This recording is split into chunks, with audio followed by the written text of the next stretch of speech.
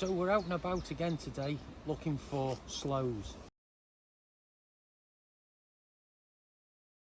You can see them on the branches here. The fruit of the blackthorn. Sloes may look like small wild plums, but they are much more than that. These deep purple fruits growing on thorny blackthorn shrub have been on our landscape and traditions and our kitchen for thousands of years.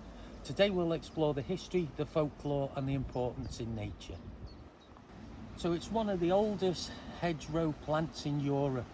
Archaeological finds have shown that people were eating sloes as far back as the medieval times. Blackthorn was not only valued for its fruit, but its dense wood was used for walking sticks and weapons. For food, medicine and of course to drink. Steeping the sloe fruits in alcohol and sugar transformed them into a warming drink, mainly gin. So the blackthorn is shrouded in myths and superstition.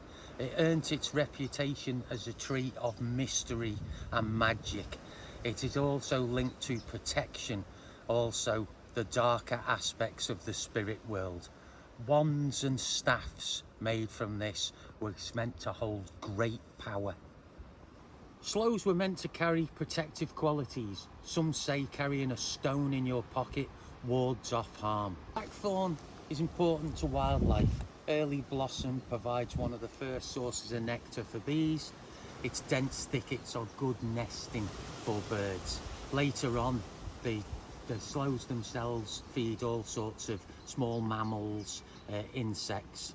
They may be sour. Sloes carry a legacy in history, folklore and a practical use. From ancient people gathering them to myths, protection and magic. So next time you see the blackthorn in bloom or a sloe, remember you're sharing a tradition that stretches back thousands of years. Okay, so I'm going to pick a couple off so you can see exactly what they look like, the sloes themselves. They're quite small, they've got a waxy sheen to them as you can see. It is worth saying that you should only really pick what you need and leave some for the wildlife. Also as well, try and pick the ones that are higher up, not the ones that are lower down, because obviously where dogs walk and things like that, you're just better off a bit higher up. This next time when we'll be foraging some more of nature's free delights.